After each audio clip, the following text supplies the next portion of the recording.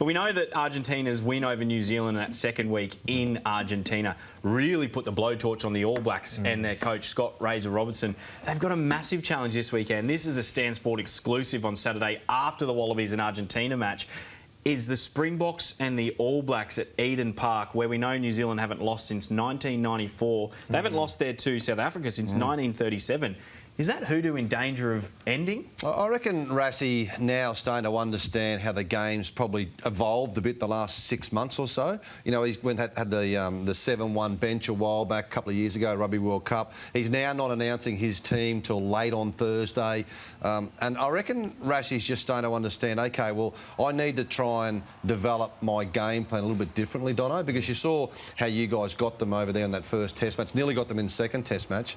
And I just reckon he's just starting to go, OK, well, I need to adapt my style of game. Yeah, 100%. Like you've seen the two different, ways they played against the Wallabies. That first game, they were throwing the ball around a lot more, that attacking flair. And then the second game, they went back to their strong kicking game. Bring Andre Pollard in. Yeah. Strong game manager, strong kicker.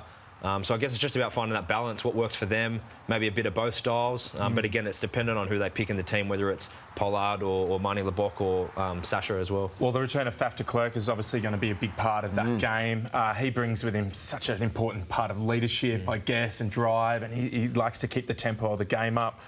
I think it's going to be an incredibly physical contest, as it often is, between the All Blacks and the Boks. Boks have got a lot to prove. I tell you, for Wallaby fans, it would be great to see the Boks get up in this one, because wouldn't it be great for that hoodoo to be destroyed a couple of weeks before the Wallabies come over and try and compete for Bledisloe Cup 2025? But I actually think it's going to be a tough ask for the Boks to come all the way from South Africa.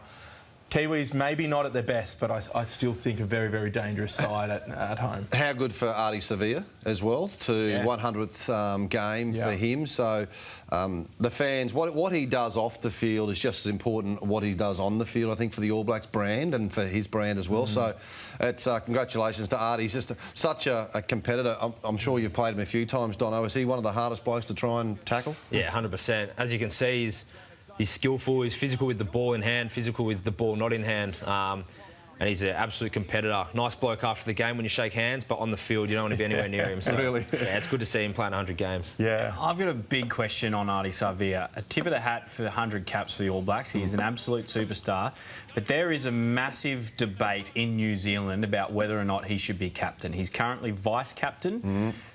Behind Scott Barrett, who's the captain. And I'm not making this up. There is a huge debate across the ditch over whether he should be the leader, because spiritually within the team he is very much seen that way. Should he be captain of the All Blacks? Well, I think what Scott Barrett's done is Scott Barrett's done a good job for a reasonable period of time. Ardie Savea, yes. I think when you pick a skipper, you got to go, OK, Rugby World Cup's 2 years away. Who's going to be my skipper at Rugby World Cup? Is it going to be Scott Barrett?